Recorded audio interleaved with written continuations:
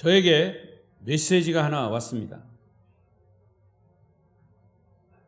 다음 주일 6월 4일 오전 11시에 강진읍사무소에서 군민들에게 현금 1,000만 원씩 나누어 준답니다.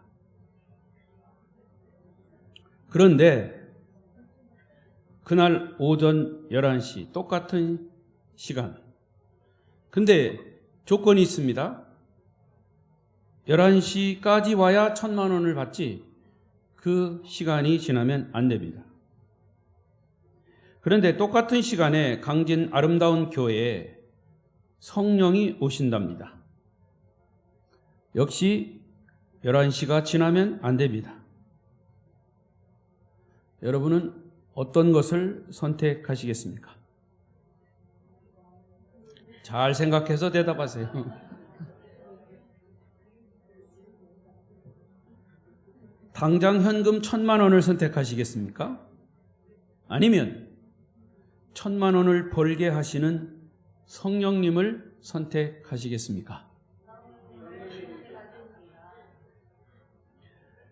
자, 예수님은 부활하신 후에 40일 동안 이 지상에 계시면서 제자들에게 몇 가지 중요한 말씀을 하셨습니다. 듣는 제자들은 굉장히 충격적인 말이었습니다. 마태복음 28장 18절 이하에 너희는 가서 모든 민족으로 제자를 삼으라 라고 하는 말씀입니다. 그리고 그것이 지상에서 제자들과 함께 있었던 3년 주님과의 공생애의 마지막 결론이었습니다. 너희는 가서 모든 족속으로, 전 세계에 흩어져서 모든 족속으로 제자를 삼으라. 그런데 그런 충격이 채 가시기도 전에 더 충격적인 말씀을 하셨습니다. 그것이 오늘 본문의 사도행전 1장 4절, 5절 그리고 8절입니다. 자, 읽어보겠습니다. 시작. 사도와 함께 모이사 그들에게 분부하여 이르시되 예루살렘을 떠나지 말고 내게서 들은 바 아버지께서 약속하신 것을 기다리라. 요한은 물로 세례를 베풀었으나 너희는 몇 날이 못되어 성령으로 세례를 받으리라 하셨느니라.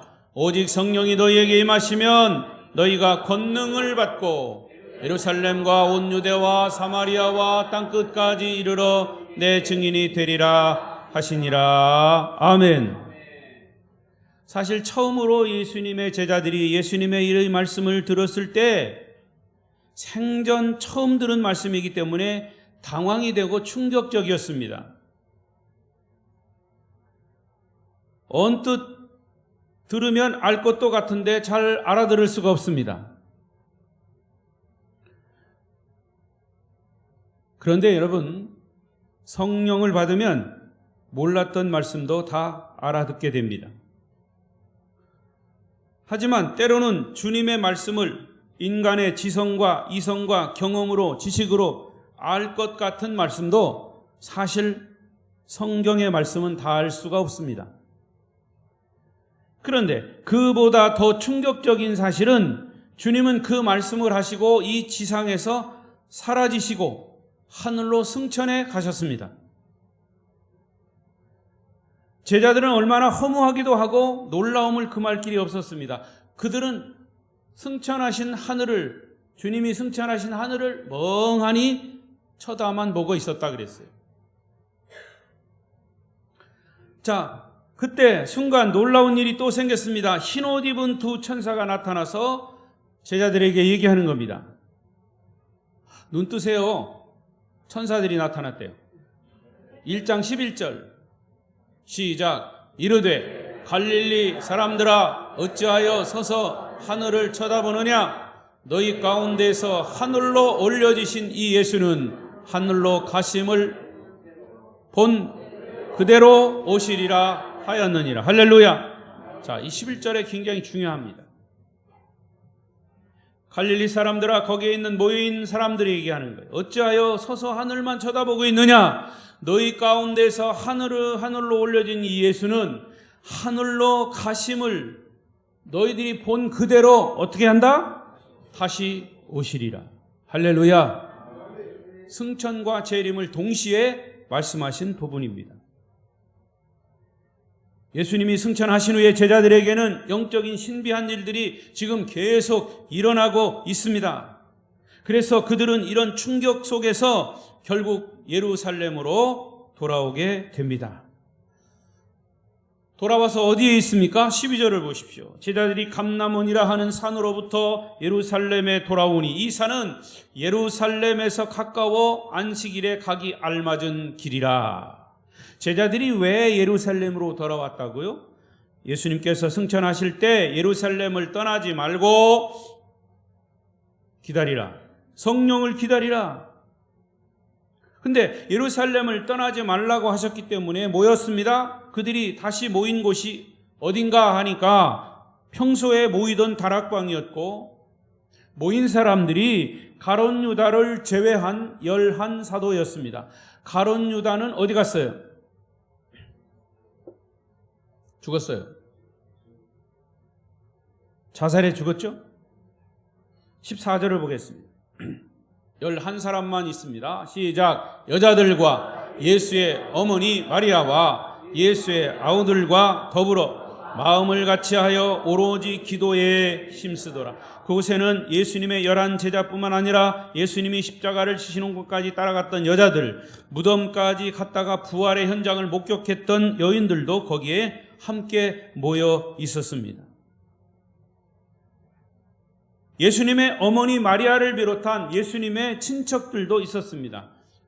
그들이 다 모인 것은 사실은 굉장한 사건이라는 뜻입니다. 그리고 15절에 보면 그곳에 모인 숫자가 120명이라 그랬습니다. 여기 모인 사람들은 뭐 했습니까? 한 마음 한 뜻으로 기도했습니다. 주님을 사모하고 주님을 사랑하는 사람들입니다. 그런데 알고 보니까 이것이 바로 교회였습니다. 이것이 바로 교회의 시작입니다. 이 모습이 교회의 모습입니다. 여러분, 교회는 사람들이 모여서 그냥 만나서 교제하는 것뿐만이 아니라 사실은 잠깐 위로받고 흩어지는 곳이 아니라 교회는 예수님을 사랑하고 예수님을 사모하기 위해서 예수님을 위해서 생명을 바치고자 하는 사람들이 모인 곳이 교회입니다. 아멘? 그런 사람들이 다락방에 120명 모였습니다. 그리고 그들이 지금 무엇을 하고 있다고 그랬습니까? 여자들과 예수의 어머니 마리아와 예수의 아우들과 더불어 마음을 같이하여, 여기만 읽어보십시다. 시작. 더불어 마음을 같이하여 오로지 기도에 힘쓰더라.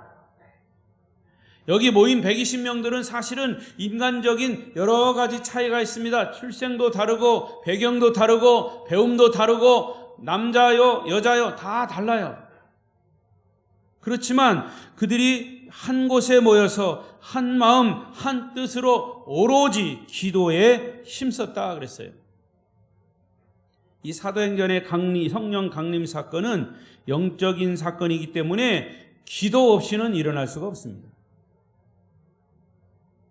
자, 그렇다면 오늘 이 장면을 여러분 연상하시면서 과연 다락방에 모인 사람들에게 성령이 임하셨는데 과연 그 성령은 누구에게 임하실까? 오늘 말씀의 주제죠.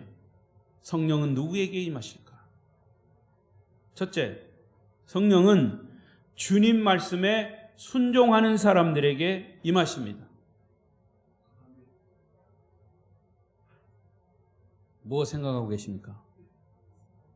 이때는 아멘 하는 찬스예요.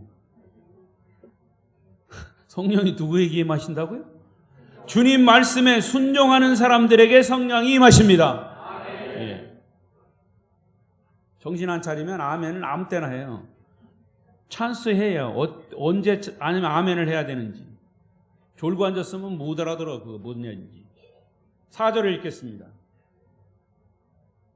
시작. 사도와 함께 모이사 그들에게 분부하여 이르시되 예루살렘을 떠나지 말고 내게서 들은 바 아버지께서 약속하신 것을 기다리라. 너희들은 예루살렘을 떠나지 말고 내가 너에게 분부한 것을 기다려라. 그 분부한 것이 뭐냐? 성령이 오실 것이다. 그것을 미리 말씀하셨어요. 보혜사 성령, 헬퍼, 도움자, 하나님의 영, 홀리 스피릿, 도움자, 거룩한 하나님의 영이 너희에게 임할 것이다. 예루살렘을 떠나지 말고 너희는 성령을 기다려라 하신 말씀을 그들이 지키고 순종했다는 겁니다. 말씀에 순종해야 하나님의 영적 기적이 일어납니다. 떠나라고 하면 성령이 떠나라고 하면 떠나야 하고, 떠나지 말라고 하면 떠나지 말아야 합니다. 그래서 떠나라고 할 때 떠나지 않아도 문제가 되는 거고, 떠나지 말라고 할 때 떠나도 문제가 되는 겁니다. 떠나고 안 떠나고는 사실은 내가 결정하는 것이 아닙니다. 성령께서 결정하시는 겁니다. 그래서 성령과 교통하는 것이고 성령께 기도하는 것이에요. 어떤 명령이든지 우리는 주님이 시키는 대로 순종하면 되는 겁니다. 하나님이 우리에게 주시는 말씀, 명령, 위탁, 거기에 순종하면 영적인 사건이, 영적인 기적이 일어나게 되는 것입니다. 초자연적인 역사들이 일어납니다. 순종보다 위대한 믿음은 없습니다. 제사보다 순종이 낫다고 그랬죠? 거기에서의 제사는 내용 없는 형식적인 예배를 말하는 겁니다. 형식적인 예배, 정신은 다른 데가 있는 그런 예배 하나님이 원치 않으시고 오히려 한마디 말씀에 순종하는 것을 더 원하신다는 얘기입니다. 순종보다 더 위대한 행동은 없습니다. 그들은 약속하신 성령이 오실 때까지 예루살렘을 떠나지 않고 거룩한 시간을 투자하고 거룩한 몸을 투자하고 거룩한 물질을 투자했습니다. 왜? 순종하기 위해서. 그래야 기적이 일어나는 거죠. 성령 사건은 사람들이 생각하고 의논해서 생긴 게 아닙니다. 성령 강림 사건은 하나님이 계획하신 하나님 자신의 사건입니다. 그래서 주님의 제자들은 단지 주님이 하신 말씀을 믿고 순종했기 때문에 이 초자연적인 오순절에 성령의 역사, 성령의 나타남을 경험할 수 있었습니다. 여러분도 성령의 놀라운 일들을 경험하고 싶으십니까? 성령의 능력을 받고 싶으십니까? 하늘의 은사들을 체험하고 싶습니까? 그렇다면 여러분은 예수님이 약속하신 말씀을 믿고 순종하십시오. 거기에 순종하기 위해서 때로는 시간을 투자해야 합니다. 순종하기 위해서 때로는 물질도 투자해야 합니다. 순종하기 위해서 때로는 내 몸도 헌신해야 합니다. 내가 원하는 대로 움직여서는 안 되고 주님이 원하시는 대로 순종하시기를 바랍니다. 성령은 말씀에 순종하는 사람에게 역사하실 겁니다. 당장 눈앞에 보이는 1,000,000원보다도 1,000,000원을 벌어들일 수 있는, 이 세상에서 천국을 살 수 있는 그런 성령께 순종하시기를 바랍니다. 놀라운 일이 일어날 것입니다. 그런데 많은 교회들이나 많은 성도들이 성령의 역사가 나타나지 않는 것, 그들에게 성령의 역사가 나타나지 않는 것은 무엇 때문일까요? 그것은 스스로 성령의 역사를 제한하기 때문입니다. 성령은 우리를 창조하신 하나님 맞아요. 하나님, 나에게 성령을 주시려면 나를 어떻게 해서인지 성령 받게 만들으셔야죠. 성령은 그렇게 억지로 안 해요. 여러분이 로봇입니까? 우리는 로봇가 아니에요. 우리는 인격체입니다. 지정의를 가지고 있는 인격체이기 때문에 성령도 인격체이세요. 그래서 요한계시록에 그랬어요. 내가 문 밖에, 너희의 마음의 문 밖에 서서 두드린다. 마음의 문을 두드린다. 마음의 눈을 두드려요. 마음의 문을 두드리면 우리가 어떻게 해요? 너희가 문을 열면 내가 너희에게로 들어가, 너는 나와 더불어, 나는 너와 더불어 교제할 것이다. 이게 인격체입니다. 그래서 성령께서도 우리가 문을 닫고 제한하면 아무런 역사가 일어나지 않아요. 지금도 여러분이 하나님의 말씀을 듣기 위해서 이 자리에 왔습니다. 그런데 생각이 다른 데가 있고 마음을 딱 닫고 다른 생각하고 있으면 성령은 역사하지 아무 일도 일어나지 않습니다. 이것이 성령을 제한하는 겁니다. 많은 예수 믿는 사람들이, 그리스도인들이 하나님이 천지를 창조하신 것은 믿어요. 성령은 예수님을 동정녀의 몸에서 탄생하게 하셨다고 믿어요. 성경은 성령이 기자들을 통해서 쓰게 하셨다고도 믿어요. 예수를 믿을 때 성령의 역사로 구원받게 되었다고도 믿어요. 그렇게 믿으십니까? 그런데 성경에 기록된 사실만 믿지, 오늘 지금 우리 가운데 성령이 역사하셔서 방언도 하고 예언도 하고 기적도 일으키고 때로는 질병도 고치고 내 인격도 변화시키는, 그리고 세계를 복음화하는 일에 엄청난 일을 하시는 성령의 사역을 사람들이 제한하고 있다 그 말입니다. 교회마다도 사람들이 주인이 돼서 성령의 역사를 제한하고 있기 때문에 분란이 일어나는 겁니다. 교회의 주인은 성령 하나님이심을 믿습니다. 자기가 경험해보지 않은 성령을 틀렸다고 얘기합니다. 성령의 능력이 아니라고 판단합니다. 잘못된 판단입니다. 그래서 예수님은 제자들에게 어떻게 하셨습니까? 나는 이 지상을 떠나지만 너희는 예루살렘을 떠나지 말고 그분을 기다려라. 그분 성령은 곧 너희의 주인이 되시리라. 그가 바로 오순절에 임하신 성령이심을 믿습니다. 그 성령이 오늘도 여러분 각자에게 경험되실 줄로 믿습니다. 그래서 지금 이 신약 시대는 성령 시대입니다. 그래서 성령 하나님은 살아계셔서 우리 가운데 역사하시고 어느 순간순간마다 우리와 동행하시는 줄로 믿습니다. 두 번째, 성령은 누구에게 임하는가? 기도하는 사람들에게 임하십니다. 따라하십시다. 성령은 기도하는 사람들에게 임하신다. 자, 예수님의 제자들이 성령을 기다리면서 한 일은 기도하는 일이었어요. 다시 읽어보겠습니다. 14절입니다. 14절 시작.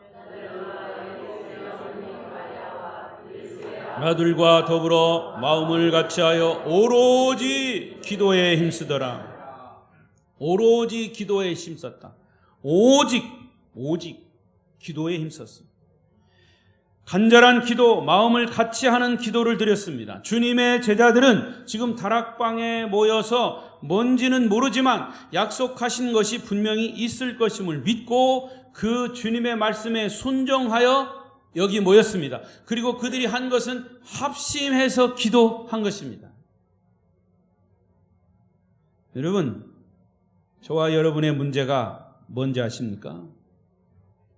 성령이 충만하지 않은 이유가 뭔지 아십니까? 첫째는 기도를 안 하기 때문에 문제죠.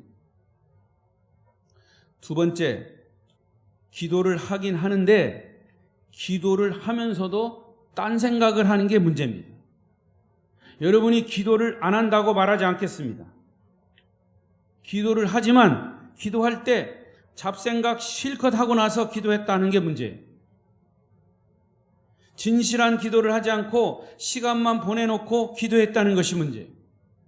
1분을 하더라도 하나님께 집중해서 하라 그 말입니다. 그게 간절한 기도예요. 이들은 얼마나 간절히 기도했습니까?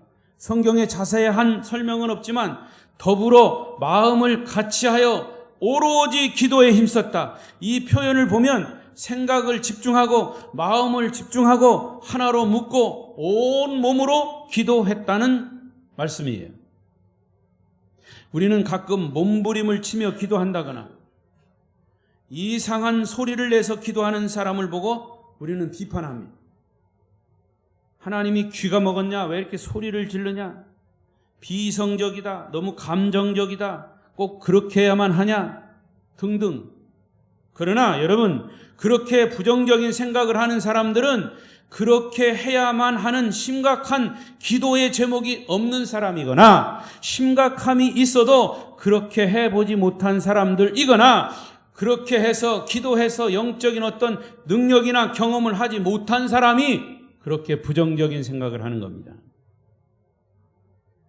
모든 일이 그렇게 이성적으로 감성적으로 점잖게만 해결되는 게 아닙니다.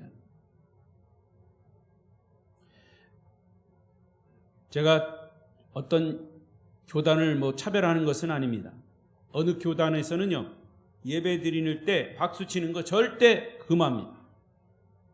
제가 지난주에 이 그리스도교 목사님을 만나서, 젊은 목사님. 그리스도교 있죠, 그리스도. 그 이단은 아니에요, 그리스도교. 근데 이 그리스도교는 파가 있어요. 무슨 파가 있냐? 유악기파가 있고 무악기파가 있어요. 유악기파는 예배 드릴 때 악기를 사용하는 게 유악기파야. 무악기파는 예배 드릴 때 악기를 사용하지 않는 파가 무악기파야. 이 그리스도교는 그래서 그 악기를 사용하지 말자, 이것 때문에 파가 갈라진 거예요. 그래서 그 목사님한테 당신은 무슨 파입니까? 그랬더니 유악기파라고 그러더라. 내가 무악기파 그리스도교 목사님을 알거든요. 그래서 무악기파 목사님을 얘기했더니 잘 모른대요. 그러면서 그분은 무악기파인가 보네요. 그럼 당신네는 무슨 악기파냐? 유악기파래요. 악기를 사용하는 교회. 참 세상 사람들이 보면 웃기는 얘기죠. 여러분, 성령의 역사하심이, 그래서 우리 성결교회에도 이제 엄숙하게 거룩하게 예배를 박수 안 치고 예배를 드리는 그런 장로교 그런 파가 있어요. 그럼 그런 분들이 그런 교회 다니다가 우리 교회 성결교회나 순복음교회 같은 데 가면 막 박수 치고 자기들이 볼 때는 난리 치는 것 같아요. 어떻게 그게 예배냐고 그래요. 근데 여러분, 성경을 보십시오. 구약시대에 다윗은 뭐 했습니까? 북을 치고 춤을 추고 자기 바지 내려가는 것도 모르고 막 춤을 추고 했어요. 법궤를 옮기고 너무 좋아가지고. 그러면 그건 뭡니까? 그럼 다윗이 잘못한 겁니까? 북을 치고 하나님 앞에 제사하는 게. 사실은요, 예배는요, 영적인 축제입니다. 거룩함도 있어야 되지만 그 거룩함 속에 기쁨이 있고 감격이 있는 겁니다. 그 속에서 성령의 역사가 있는 거예요.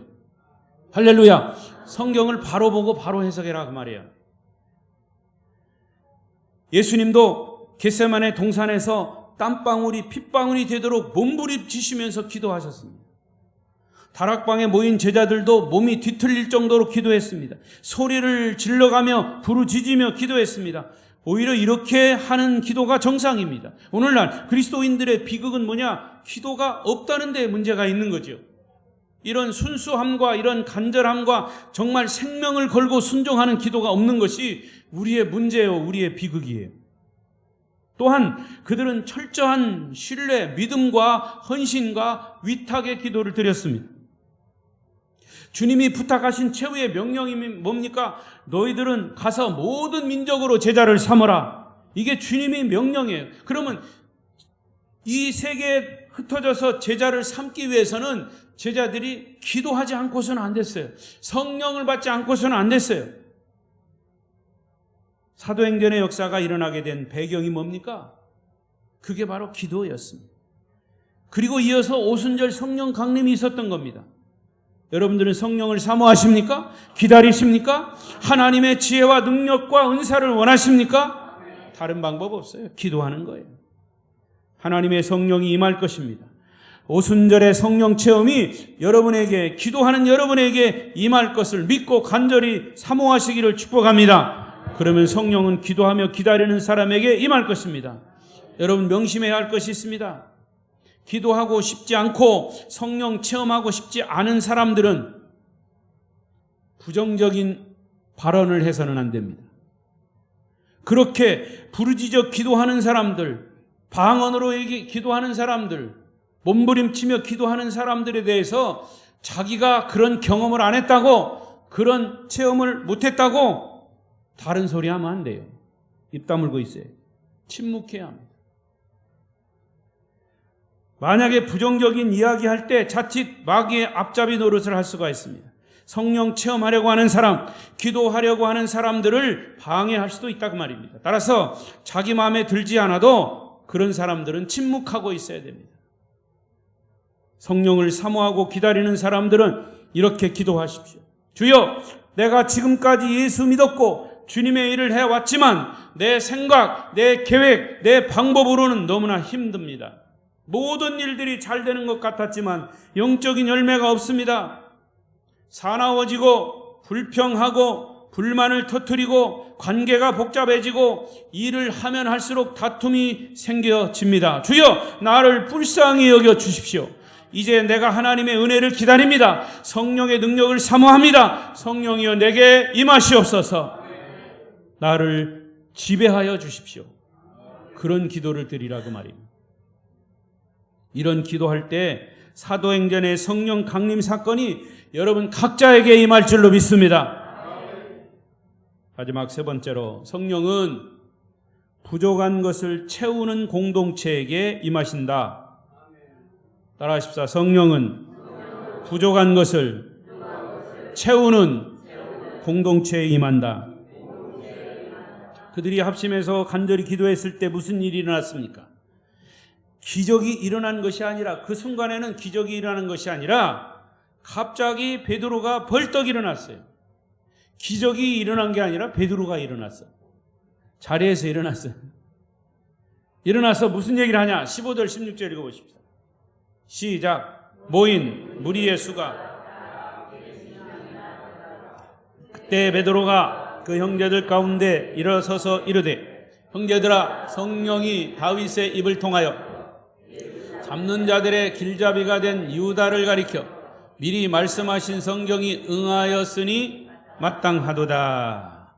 자, 지금 그들이 주님의 말씀에 순종해서 엎드려 간절히 기도하고 있을 때 성령은 120명의 공동체가 지금 성령이 임하기 전에 너희가 해결해야 할 문제가 있다라고 거기에 리더격인 베드로에게 성령이 말씀하신 겁니다. 그것은 뭐냐? 그들이 기억하고 싶지도 않은 가룟 유다의 문제입니다. 가룟 유다는 예수님의 제자였습니다. 예수님을 배신하고 결국에는 십자가 사건을 통해서 가룟 유다는 자살해 죽었습니다. 예수님을 팔고 결국 자살로 생애를 마쳤습니다. 그와 함께 생활하고 동역했던 제자들은 사실은 그 사건을 기억하고 싶지 않아요. 그냥 모든 것을 덮고 가고 싶었습니다. 그러나 성령은 그 사건을 다 드러내셔서 그 문제를 해결하고 가도록 만드신 겁니다. 그래서 그가 어떤 사람인가 낱낱이 드러내셨어요. 가룟 유다가 어떤 사람이냐?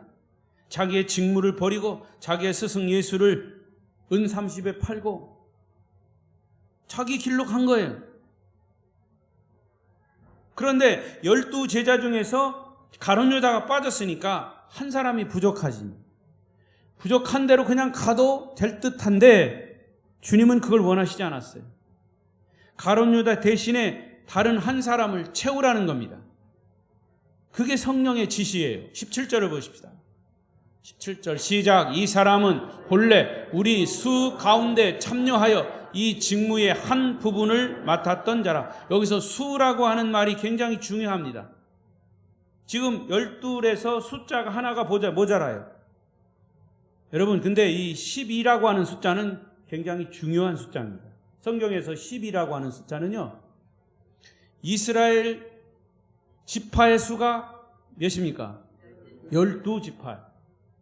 예수님의 제자의 수가 12입니다. 그러니까 구약의 10이라고 하는 숫자는 이스라엘의 12를, 이스라엘 민족을 상징하는 겁니다.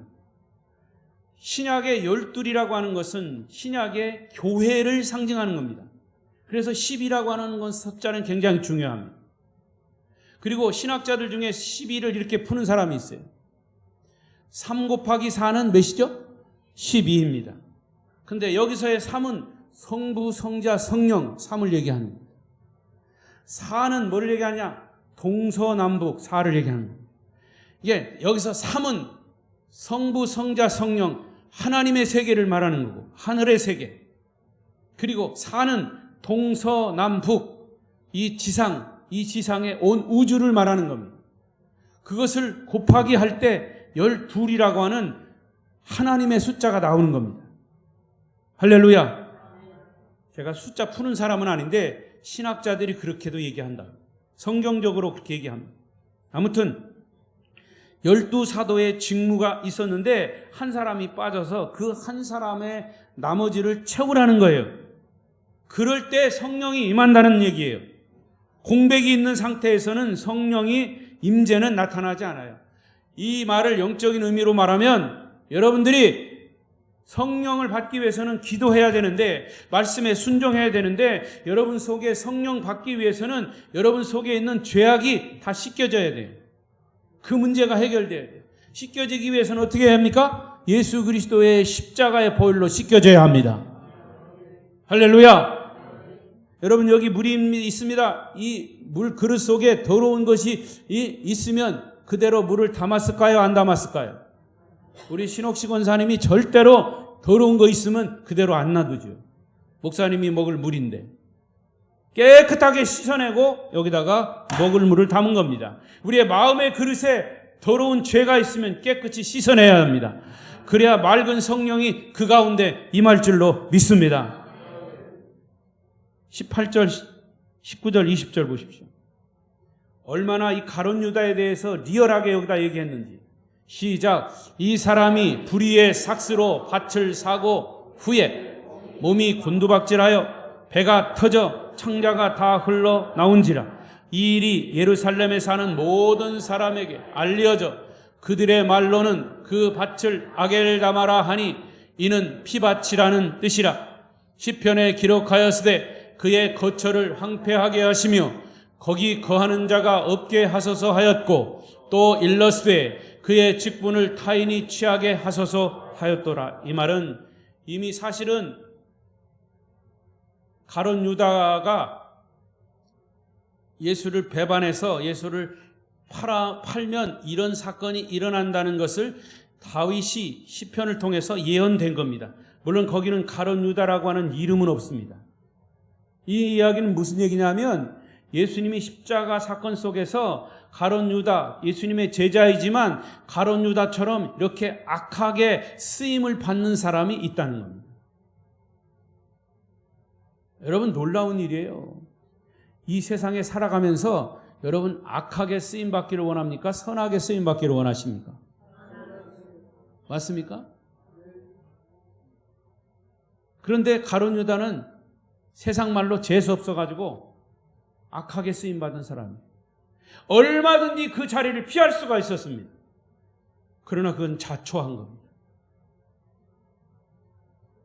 엄청난, 그러니까 이 사실은 가룟 유다가 악하게 쓰임받을 것을 구약에서 이미 시편을 통해서 예언된 겁니다. 놀라운 일 아닙니까? 오순절 성령 강림 사건은 그렇게 해결해야 될 것을 해결해야 될 그 문제를 해결해야 성령이 임한다고 하는 사실을 알려주는 귀한 일입니다. 너희들이 해결할 것은 너희가 해결하라. 부족한 것을 채워라. 잘못된 것은 회개하라. 라고 말씀하신 거예요. 오순절 성령 강림 사건의 시작은 불완전한 것을 완전하게 만들어서 온전하신 성령이 임하시도록 준비하라는 겁니다. 이것이 하나님의 계획이셨어요.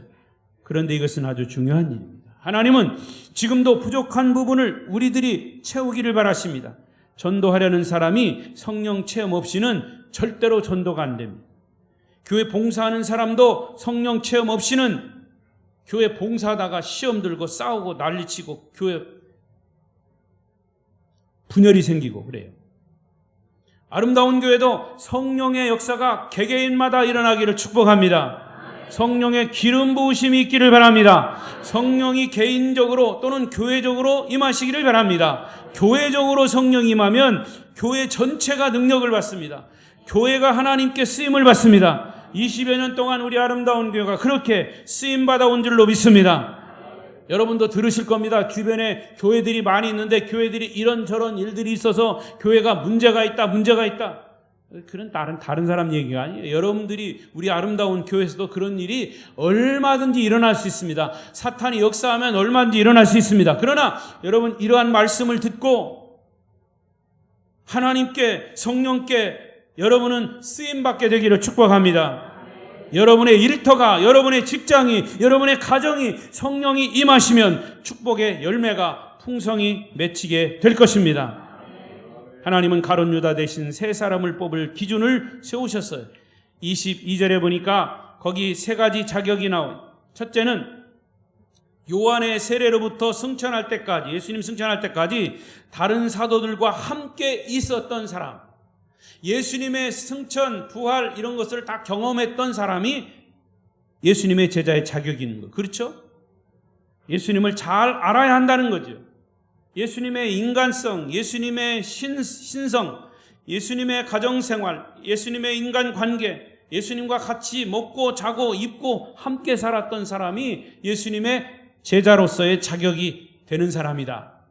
두 번째 자격은 예수님을 알 뿐만이 아니라 정말 예수님의 부활한 사실을 확실히 알고 확실히 경험하고, 그리고 이 부활의 증인, 부활 복음을 전하여야 할 사람, 그 사람이 예수님의 제자로서의 자격이 있는 사람이다. 예수님의 자녀가 되는 자격은 어떤 사회 경력이나 학력이나 능력이나 지위나 물질이 많고 적음에 있지 않습니다. 예수님의 자녀, 하나님의 백성이 되는 것은 주님의 일은 누구나 하고 싶은 사람이 다 할 수 있습니다. 하지만 정말 성령의 능력을 받고 예수 그리스도의 부활을 증거할 수 있는 사람, 부활의 복음에 대해서 확실히 붙잡혀 있는 사람, 이런 사람은 어떤 환경, 어떤 모양으로든지 그리스도의 능력 있는 증인이 될 줄로 믿습니다. 그리고 이것을 그냥 한 게 아니라 제비를 뽑았어요. 투표를 했다고 말이에요. 25절, 4절, 5절 읽어보겠습니다. 시작. 그들이 기도하여 이르되 무사람의 마음을 아시는 주여, 두 사람 중에 누가 및 사도의 직무를 대신할 자인지를 보이시옵소서. 유다는 이 직무를 버리고 제 곳으로 갔나이다 하고, 성경에 나와 있듯이 그들은 누가 주님의 선택된 사람인가, 누가 봉사를 할 사람인가, 누가 직무를 대신할 사람인가, 이것을 묻고 투표를 했습니다. 투표를 하니까 누가 됐어요? 26절. 제비 뽑아 마띠아를 얻으니 그가 11사도의 수에 들어갔다. 할렐루야. 마띠아라고 하는 사람, 요한계시록에 보면 숫자가 다 채워져야 하나님의 나라가 온다라고도 했습니다. 그래서 숫자가 아까 말씀드린 대로 중요합니다. 하나님이 우리 각자에게 어떤 의미에서는 전도할 숫자도 주셨을까요? 여러분, 전도 몇 사람 했습니까? 목사님, 저는요, 주님이 전도할 사람 안 줬어요. 저는 그냥 나만 잘 믿고 구원받으면 됐다고 했어요. 그런 사람이 대부분일까? 아니면 나는 전도해서요, 전도 열매 있습니다, 이렇게 말할 수 있는 사람, 이따가 무기명에다가 다 써서 내보세요. 몇 사람이나 되나? 우리가 해야 할 부분이에요. 하나님은 우리가 그 부분을 감당하기를 원하십니다. 숫자가 채워지기를 원하십니다. 혹은 잘못된 부분을 바로 고치기를 원하십니다. 자, 이제 준비가 다 끝났습니다. 성령의 임재를 위한 준비가 끝났습니다. 여러분, 성령님이 임재하실 것이 정말 믿어지십니까? 혹시 그런 일이 있어도 되고 없어도 된다는 생각은 안 하십니까? 아니면 정말 성령을 사모하십니까? 성령이 우리에게 임하시는 것은 예수 믿는 우리에게 꼭 필요한 필수 요건입니다. 성령의 능력을 받지 않고는 우리가 예수 믿는 사람으로, 그리스도인으로 살아갈 수 없어요. 성령의 능력이 아니고서는 그리스도의 자녀로 살아갈 수 없어요. 성령의 능력 없이 우리의 죄를 이길 수가 없어요. 세상의 유혹을 이길 수가 없어요. 전도도 안 되고, 성령의 능력 없이는 사랑도 안 되고, 성령의 능력 없이는 저 역시도 이렇게 설교할 수 없어요. 그래서 항상 제가 설교하기 전에는 항상 무장이 돼야 돼요. 긴장이 됩니다. 긴장하고 설교하는데 앞에서 졸고 있으면 내가 설교하는 게 자장가구나 이렇게 내 스스로가 자책이 돼요. 목사의 설교가 자장가가 되지 않도록 여러분 졸지 마세요. 여러분에게도 성령이 임하실 것을 믿으십니까? 그러면 여러분도 사모하십시오. 목마른 사슴이 시냇물을 찾듯이 오 하나님 나의 갈급한 영혼에 주의 성령의 담비를 내려 주옵소서. 아까 성가대 찬양했죠? 성령의 담비를 내려옵소서. 찬송은 열심히 해. 찬송가 가사대로 되기를 바랍니다. 오늘도 성령의 충만한 은사가 우리에게 임하게 해달라고 여러분 박수 치면서 찬송했어요. 그것이 진심 어린 찬송이 되기를 바랍니다. 그러면 지금까지 경험했던 놀라운 성령을 또다시 여러분 경험하게 될 것입니다.